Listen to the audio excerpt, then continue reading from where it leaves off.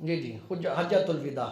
ہاں وہ یہ تھا کہ وہ حضور نبی کریم صلی اللہ علیہ وسلم کا آخری حج تھا، وہاں آپ نے اپنی امت کو الوداع کر دیا تھا،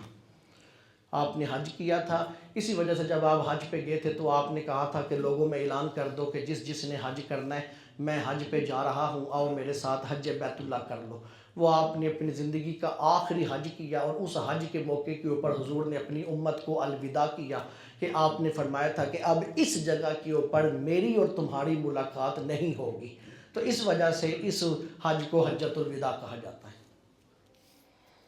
یہ اظہار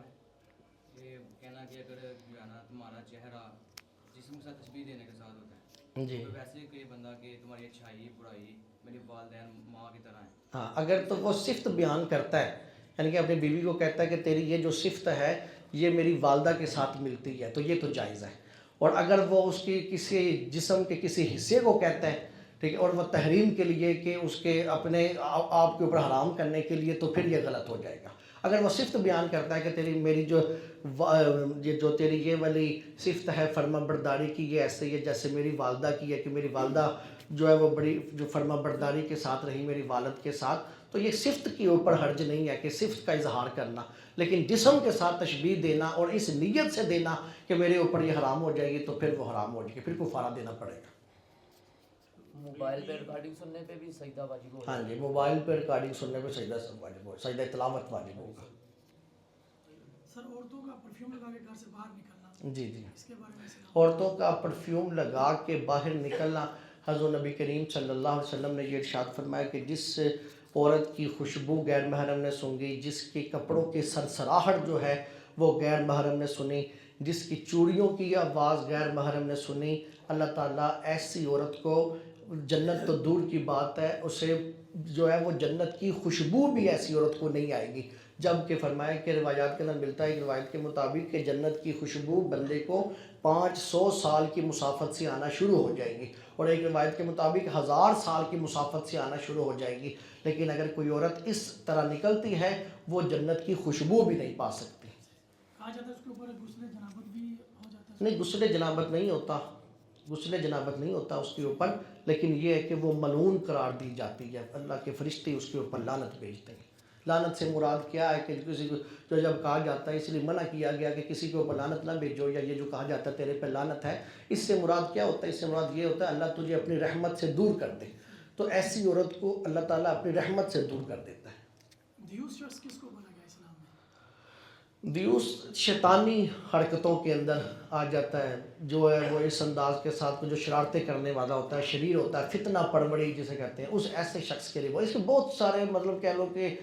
معنی کیے جا سکتے ہیں، بہت سارے اس کے اندر سمیٹا جا سکتا ہے دیوس کو۔ اولاد کے لیے سیونگ کر کے جانا اسلام، اس کے بارے میں کیا کہتے ہیں؟ اسلام اور اولاد کے لیے، اولاد کے لیے کوئی سیونگ کرنا، جی جی، اس کے بارے میں ہاں جی، اس اولاد کے لیے سیونگ کرنا اسلام اس چیز کی اجازت دیتا ہے، ٹھیک ہے نا، لیکن جائز طریقے کے ساتھ۔ حضور علیہ السلام نے حضرت سعد بن ابی وقاص سے یہ کہا تھا، حضرت سعد بن ابی وقاص نے کہا تھا کہ یا رسول اللہ میرے پاس اتنا مال ہے، تو میں چاہتا یہ کہ مجھے لگتا ہے ایسے جیسے مجھے موت آ جائے گی، تو میں چاہتا ہوں یہ سارا مال میں اللہ کے راستے میں دے دوں۔ حضور نے ارشاد فرمایا کہ نہیں، جو ہے نا وہ، پھر آپ نے کہا کہ میں آدھا دے دیتا ہوں، آپ نے فرمایا کہ نہیں، پھر آپ نے کہا کہ میں ایک حصہ جو ہے وہ اللہ کے راستے میں دیتا ہوں، 2 حصے اپنی اولاد کے لیے چھوڑتا ہوں۔ آپ نے فرمایا کہ یہ بہتر ہے، آپ نے فرمایا کہ اس سے بہتر کہ تمہاری اولاد لوگوں کے آگے ہاتھ پھیلائے، تو بہتر یہ ہے کہ اپنی اولاد کو فقیر نہیں، اپنی اولاد کو غنی چھوڑ کے جاؤ۔ تو وہ اس انداز کے ساتھ سیوی کرے کہ اسلام کے شرعی اصولوں کے مطابق پیچھے مال چھوڑ کے جاتا ہے، اس کی کوئی جگہ لے لے یا کوئی اس طرح اس کے لیے کوئی چیز بنا لے، اس انداز کے ساتھ، اور اسی کے اندر ہی جو ہے نا وہ بیمہ پالیسی والے بھی اسی کی طرف ہی وہ بندے کرتے ہیں کہ تمہارے مرنے کے بعد یہ جو بیمہ کی پالیسی ہے تمہاری اولاد کو مل جائے گی، ان کے لیے جو ہے وہ آسانی ہو جائے گی۔ تو یہ بیمے کے اندر بھی، انشورنس پالیسی کے اندر بھی وہ یہی کچھ ہی دکھاتے ہیں، تو اسی کی ہی شکل جو ہے نا وہ داؤد تکافل فیملی کے ذریعے جو ہے وہ بنائی گئی۔ اگر کوئی اس پہ آنا چاہے تو وہ پھر اس پہ آ جائے، داؤد تکافل فیملی پہ آ جائے۔ اکثر ہمارے معاشرے میں بیٹیوں کو جو ہے جائیداد میں حصہ نہیں دیا جاتا،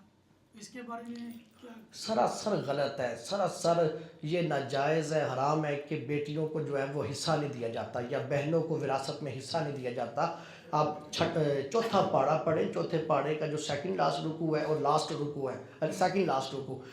لاسٹ رکوع کے اندر بیان ہی یہ کیا گیا ہے، ایک ایک کا نام لے کے اس کا حصہ جو ہے وہ بیان کر دیا گیا، جس کے اندر بیٹی کا حصہ جو ہے نا وہ لکھا گیا ہے۔ اب اگر کوئی بیٹی کا حصہ نہیں دے گا، وہ قرآن کی حرفوں سے جو ہے نا وہ انکار کرے گا، اللہ کے فرمان سے جو انکار کرے گا، اور پھر یہ کیا جاتا ہے کہ بیٹی سے معاف کروا لیا جاتا ہے، یا پھر کیا جاتا ہے ہم تجھے دیتے ہیں حصہ، تو بتا تو لیتی ہے کہ معاف کرتی ہے، اس انداز سے۔ حالانکہ اس کو یہ لفظ ہی نہیں بولنا کہ تم نے لینا ہے یا معاف کرنا ہے، یہ لفظ ہی نہیں اس کو کہنا، بلکہ اٹھا کے حصہ اس کو دے دینا ہے۔ آگے وہ رکھنا چاہے تو ٹھیک ہے، نہیں رکھنا چاہتے تو واپس دے دے،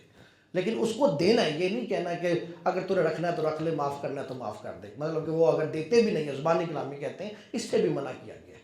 اگر عورت کے 10 دن کے بعد بھی اس کے بلڈ چلتا رہتا ہے تو اس کے بارے میں وہ ہاں جی، کیا نماز پڑھے گی، روزہ رکھے جی جی، وہ اسے کہتے ہیں اگر کسی عورت ہے، کوئی عورت ہے، اس کی جو ہے وہ عادت ہے کہ اس کے جو حیض آتے ہیں وہ 5 دن آتے ہیں یا 7 دن آتے ہیں یا 10 دن آتے ہیں، جب اس کی عادت کے دن مکمل ہو جائیں گے، اس کے بعد بھی اگر اس کا خون چلتا رہتا ہے، اسے کہتے ہیں استحاضہ کا خون۔ اس کے اوپر اسلام اجازت دیتا ہے کہ اب اس حضور نے ایسی عورت کے بارے میں فرمایا تھا، آپ نے اس عورت سے آپ نے فرمایا تھا کہ ہر نماز کے اوپر نیا وضو کیا کر اور نماز کی ادائیگی کیا کر، یہ تیرے حیض کا خون نہیں ہے، یہ تیری بیماری کا خون ہے، تو اس کے اوپر رخصت ہے، وہ اپنی نمازوں کی جو ہے نا وہ آغاز کر لے گی۔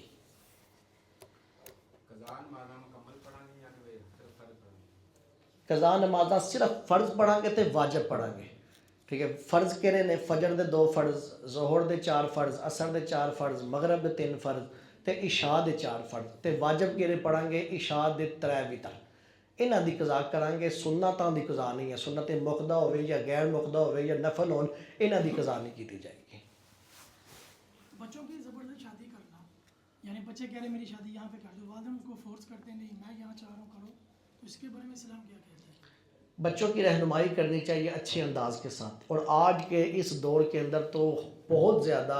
احتیاط برتنی چاہیے کہ آج مطلب کہ بہت سارے ایسے کیس ہیں، نہیں کرتے تو بچے جو وہ گولیاں کھا لیتے ہیں، پنکھوں کے ساتھ لٹک جاتے ہیں۔ اس طرح کی حرکتوں سے بہتر یہ ہے کہ جو ہے نا وہ بچے کے ساتھ اس طرح کا اس انداز کے ساتھ معاملہ کیا جائے کہ بچے کو سمجھایا جائے کہ وہ ہمارے کفر کے اوپر پورے نہیں اترتے، یعنی کہ شادی کرنے کے لیے اسلام نے کہا کہ ہم کف ہونا ضروری ہے، کہ بیٹا اور بیٹی ہم کف ہو، مطلب کہ برادریاں ملتی ہوں، علم ملتا ہو، تقوی ملتا ہو، زہد ملتا ہو، جو ہے وہ دولت ملتی ہو، یہ کہتے ہیں کف ہونا۔ اسے یہ سمجھایا جائے کہ ہمارا اور وہ کف آپس میں نہیں ملتا، لیکن وہ پھر بھی بضد ہوں اس بات کے اوپر، تو پھر والدین جو ہے وہ یہ دیکھیں کہ وہاں پر اگر دین کم از کم محفوظ ہے تو پھر وہ نکاح کر دینا چاہیے، بجائے اس کے کہ یہاں تک بات جائے تو پھر وہ کر دینا چاہیے۔ اگرچہ والدین کو یہ اختیار دیا گیا ہے کہ بعد اگر کوئی اس طرح کر کے نکاح کر بھی لیتا ہے تو سن بلوغت سے پہلے والد کو اختیار ہوتا ہے کہ وہ نکاح ختم بھی کروا سکتا ہے، نکاح فسخ بھی کروا سکتا ہے،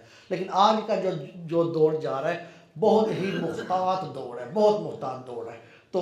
یہ سمجھائیں کہ ہمارے کفر کے اوپر پورے نہیں اترتے، لیکن اگر وہ پھر بھی بضد ہیں تو کم از کم یہ دیکھ لیں کہ دین محفوظ ہو جائے، کہ وہ جس گھر میں جا رہی ہو وہ ہمارا دیندار، اس گھر میں دین محفوظ نہیں ہے، عزت محفوظ نہیں ہے، لیکن وہ پھر بھی جان کے آگے آتی ہے کہیں پہ جا کر، پھر اسلام نے اتنا تو اختیار انہیں دیا ہوا ہے کہ وہ اگر وہ کرنا چاہیں تو وہ پھر نکاح جو ہے وہ کر سکتے ہیں۔ لیلۃ القدر کے لیے سست وجود لوگوں کے لیے کوئی مشورہ؟ لیلۃ القدر کے سست وجود کے لیے کم از کم وہ اتنا تو کریں کہ رات کا پہلا حصہ قیام میں گزر جائے، آخری حصہ قیام میں گزر جائے، یعنی کہ عشاء کو جماعت سے ادا کریں، فجر کو جماعت سے ادا کریں، عشاء کی تراویحاں ادا کر لیں، ادھر تہجد کی ادائیگی ادا کر لیں، تو یہ کم از کم اتنا جو ہے نا وہ قیام میں آ جائے۔ اس کے بعد پھر اتنا سا وہ کریں کہ اگر بیٹھ کے کر سکتے ہیں تو تسبیحات کر لیں، کہیں ان کا دل نرم پڑ جائے، آنکھ میں آنسو آ جائیں، تو پھر حضرت صدیقہ کائنات نے پوچھا تھا حضور سے یا رسول اللہ یہ لمحے مل جائیں تو پھر میں کیا کروں، تو حضور نے ارشاد فرمایا پھر یہ لفظ پڑھنا، اللہم انکا عفو کریم تحب العفو فاعف عنا یا غفور یا غفور یا غفور یا رب العالمین۔ تو یہ کم از کم جو ہے وہ اتنا کر لے، اتنا بھی کر لے، نہ جانے وہ کس لفظ کے اوپر اللہ تعالیٰ اس کو یہ کیفیات عطا کر دیں۔ فاتحہ شریف۔